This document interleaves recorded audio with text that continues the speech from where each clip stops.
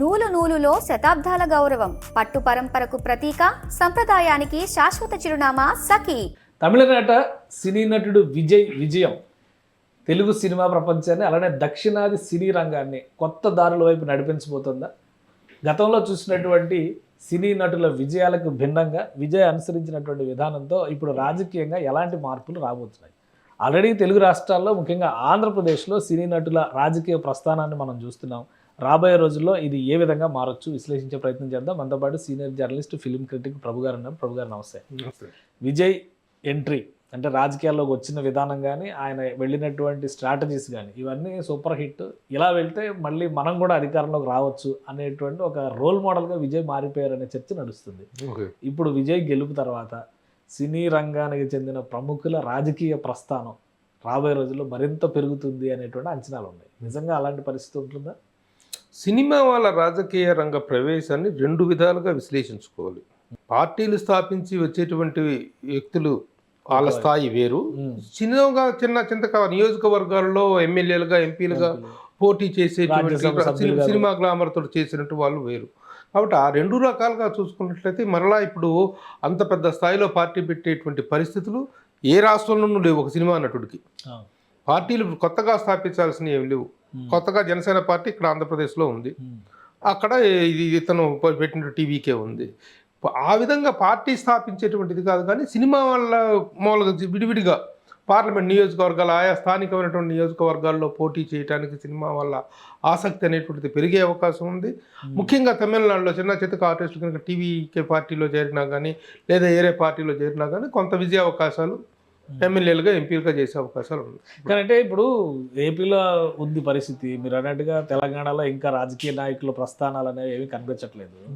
చాలామంది నటులు, విపరీతమైన జనాదరణ ఉన్నవాళ్ళు కూడా, రాజకీయాలు మనకెందుకు అనుకున్న వాళ్ళు కూడా విజయ్ తెచ్చుకున్నటువంటి ఒక విజయం వాళ్ళలో కూడా మనం ఎందుకు ట్రై చేయకూడదు అనే ఆలోచన తీసుకురాదు. ఇప్పుడు చాలామంది పేర్లు వినిపిస్తున్నాయి. జూనియర్ ఎన్టీఆర్ ఉన్నాడు, ఆయన రేపు ఎప్పుడైనా ఎంట్రీ ఇవ్వచ్చు అనేటువంటి చర్చ నడుస్తుంది. అలానే తమిళనాడులో ఇంకా కొంతమంది నటులు, కమల్ హాసన్ లాంటి జనరేషన్ అయిపోయినా కానీ యంగర్ జనరేషన్స్లో ఆసక్తి చూపిస్తున్నటువంటి వాళ్ళు, రాజకీయాలపై ఆసక్తి చూపిస్తున్నటువంటి వాళ్ళు ఉన్నారు. కర్ణాటకలో కూడా అలాంటి పరిస్థితి ఉంది. రాజ్ కుమార్ గారి ఫ్యామిలీ, ఎందుకంటే దానిపైన కూడా చర్చ నడుస్తుంది సోషల్ మీడియాలో. అలాంటి అవకాశాలు లేవా? లేవు. మళ్ళీ కొత్తగా పార్టీ స్థాపించి ఆ స్థాయిలో మళ్ళీ విజయాన్ని అందుకునేటువంటి అవకాశాలు ఇప్పట్లో ఎక్కడా లేవు. మన ఆంధ్రప్రదేశ్లో కూడాను ఒక ఎన్టీఆర్ కూడాను, జూనియర్ ఎన్టీఆర్ కూడాను ప్రస్తుతం రాజకీయ స్తబ్దతలో ఉన్నాడు తప్ప తను కూడా ఒక నిర్ణయం తీసుకుంటే ఎలాంటి పరిస్థితులు, పరిణామాలు అంటే వెయిట్ చేయాలి తప్ప ఆ పార్టీ స్థాపించేది. చిన్న చితక మాత్రం డెఫినెట్గా చేరతారు. ఇప్పుడు టీవీకే పార్టీలో ఈ సినిమా వలన ఆయన ఆహ్వానించేటువంటి పరిస్థితి ఉండట్లేదు. ఇప్పుడు తమిళ నటికర సంఘం ఇప్పుడు ఇతన్ని సన్మానించేటువంటి డిఎంకేలోనే ఉన్నారంటారు కదా. ఇప్పుడు జయలలిత గారు వెళ్ళిపోయినాక ఏ డిఎంకేలో సినిమా నటులు ఎవరో లేరు అసలు. అందరూ డిఎంకే క్యూ కట్టారంట. ఇప్పుడు విజయ్ గెలిచిన తర్వాత వాళ్ళందరూ రివర్స్ అవుతారు. గ్యారంటీగా అవుతారు. ఎందుకంటే ఇప్పుడు రాజకీయంగా ఒకళ్ళు గెలిచినప్పుడు, ఒక సినిమా పర్సన్ గెలిచినప్పుడు సాధారణంగా రామారావు గారు కూడా పార్టీ పెట్టినప్పుడు చాలామంది మేము వస్తామంటే వద్దు బ్రదర్, మీరు పని చూసుకోండి, మేము సాధించుకొస్తామని చెప్పి ఆయన సాధించుకొచ్చినట్టు సందర్భం ఉంది. కాబట్టి కొంత మేరకు ప్రభావం ఉంటుంది. పార్టీలు స్థాపించి చేసేటువంటి ప్రభావం కాదు. కానీ ముఖ్యంగా తమిళనాడులో సినిమాలు, రాజకీయాలు అనేటువంటి పరవేసుకుపోయినటువంటి చరిత్రే మనకు తెలుసు. గత 6 దశాబ్దాలుగా అంటే గతంలో పార్టీ పెట్టి చెయ్యాలి అనే ఉత్సాహం ఉండింది. మీరు అన్నట్టుగా చాలా మంది వచ్చారు. తమిళనాడులో కూడా చాలా పార్టీలు పుట్టినాయి సినిమా నటుల ఆధ్వర్యంలోనే. విజయకాంత్ గారి పార్టీ కానీ, కమల్ హాసన్ గారి పార్టీ కానీ, ఇంకా చాలా మంది ట్రై చేశారు. కానీ విజయం సాధించిన తర్వాత ఏంటంటే కరెక్ట్ ప్లాన్తో వెళ్తే మనం కూడా ట్రై చేయొచ్చు అనే ఉత్సాహం ఏమి కనపడలేదా? లేదా ఈ తమిళనాడుకు మాత్రమే సాధ్యమయ్యేటువంటి జెనెటికల్ థియరీ అంటారా? నేనేమంటానంటే ఎక్కడైనా సరే ఎవరైనా ప్రయత్నించు, కానీ అక్కడ ఉన్న స్థానిక రాజకీయ పరిస్థితులు, సమీకరణాలు, పరిస్థితులు ఏంటి, అవి వెల్కమింగ్గా ఉన్నాయా లేవా? కేవలం సినిమా గ్లామర్ కాకుండా రాజకీయ పరిస్థితులు కూడా అనుకూలించాల్సిన అవసరం ఉంది.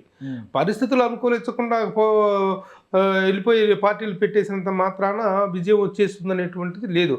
అది కాకుండా మొదటి నుంచి వచ్చేటువంటి ఇది కూడా కావాలి.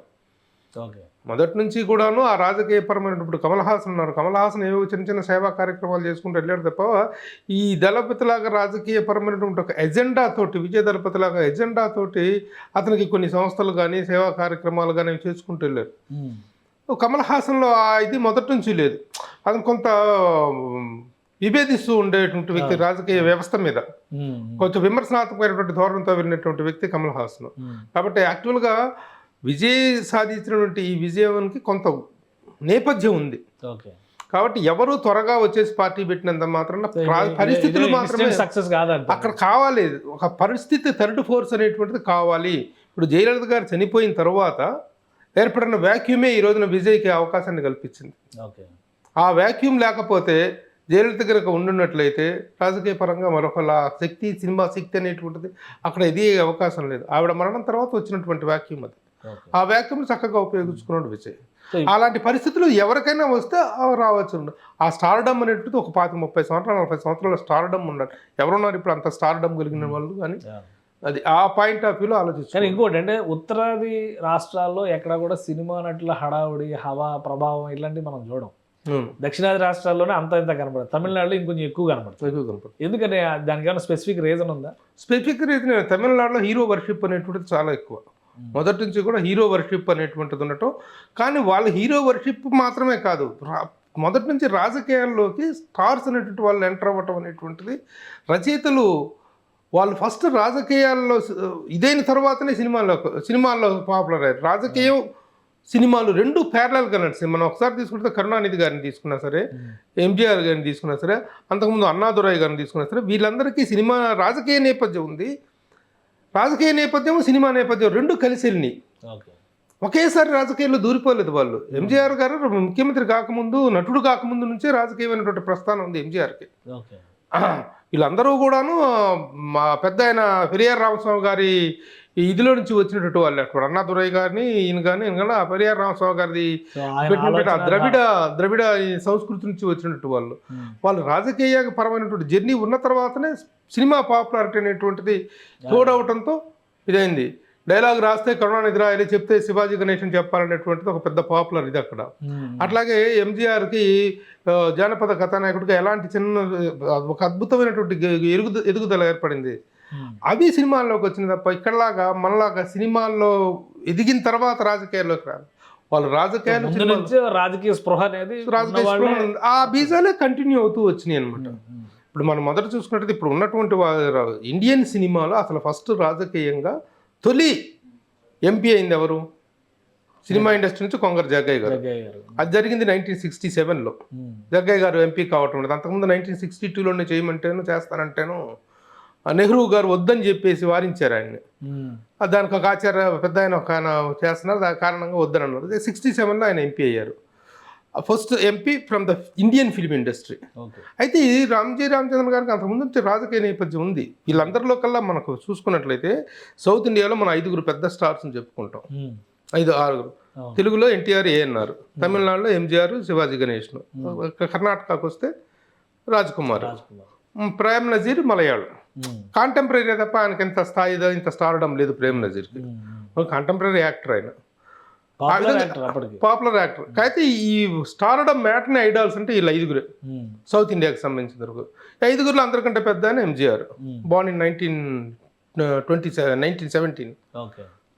ఆయనకి ఆ రాజకీయ నేపథ్యం ఉంది. ముందు రాజకీయ నేపథ్యం, సినిమా నేపథ్యం రెండు ప్యారలల్గా రన్ అయినాయి. That is the reason. ఆ విధంగా తమిళనాడులో మామూలుగా హీరో వర్షిప్, ఆర్టిస్ట్ వర్షిప్ అనేటువంటిది చాలా ఎక్కువ.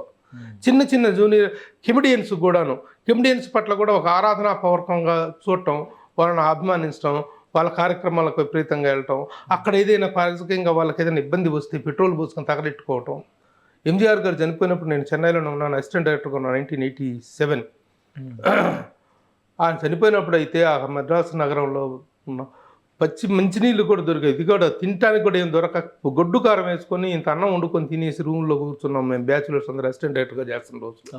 అంత దారుణంగా ఉంటుంది అక్కడ పరిస్థితులు, అంత హీరో వర్షిప్ ఉంటుంది. అదే ఇక్కడ కంటిన్యూ అవుతుంది. సో ఇప్పుడు దానికి విజయ్ మరొక కొంత ఉత్తేజం ఇచ్చాడు అనుకోవాలా? వ్యూహాత్మకంగా అంతే కదా సాధించిన విజయం. ఇప్పుడు చూడు, ఒక్కరోజు ఆయన ప్రమాణ స్వీకారం లేట్ అని చెప్పి ఆవిడ పెట్రోల్ పోస్తుంది అలట్టుకున్నాడు. అంత దారుణంగా ఉంటుంది అక్కడ హీరో వర్షిప్ అనేటువంటిది. ఆ హీరో వర్షిప్ అక్కడ తర్వాత నెక్స్ట్ స్టేజ్లో కొంతమంది దగ్గర ఉంది. కానీ ఈ ఎంత వేలం మెరుగు అయితే మాత్రం ఆంధ్రాలో కొంతవరకు మేరకు ఉంది. అయితే మరి తగలెట్టుకునే అంత వేలం మెరుగు అయితే మాత్రం ఉండదు. ఇంక తర్వాత రాబోయే రోజుల్లో ఈ గెలుపుని చూసిన తర్వాత సినిమా వాళ్ళకి మాత్రం రాజకీయాల్లోకి రావాలని లేదా రాజకీయాలని ఒక లాంగ్ టర్మ్ ప్లాన్ కింద పెట్టుకోవాలనే ఆలోచన అయితే వస్తుంది. రావచ్చు రాకపోవచ్చు, అది పరిస్థితులను బట్టే ఉంటుంది తప్ప వద్దామని కళ్ళగానంత మాత్రం రారు.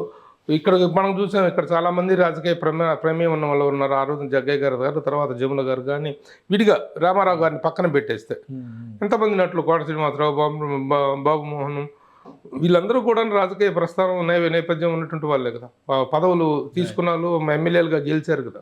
కానీ పార్టీ పెట్టేంత స్థాయిలో రావాలంటే ఇంకో తరం ఆగాలి. తరం ఆగాల్సిందే. పార్టీ పెట్టే స్థాయి రాజకీయ చైతన్యం, రాజకీయ విప్లవం వేరు, జనరల్గా స్థానికంగా నిలబెట్టనట్లుది వేరు. రైట్. థ్యాంక్ యూ ప్రభు గారు విశ్లేషణ అందించినందుకు. ఇది తమిళనాట విజయ్ సాధించినటువంటి విజయం ఖచ్చితంగా ఒక ఉత్ప్రేరకంగా మారుతుందని చెప్పని ప్రభు గారు అన్నారు. అలానే రాజకీయాల్లో రాణించాలనుకుంటే సినిమా రంగంలో ఉన్నా కానీ సామాజిక స్పృహ ఉన్నవాళ్ళు మాత్రమే రాజకీయాల్లో అడుగుపెట్టిన తర్వాత విజయం సాధించారని ఆయన విశ్లేషిస్తున్నారు. ఇది స్పెషల్ డిస్కషన్. Keep watching.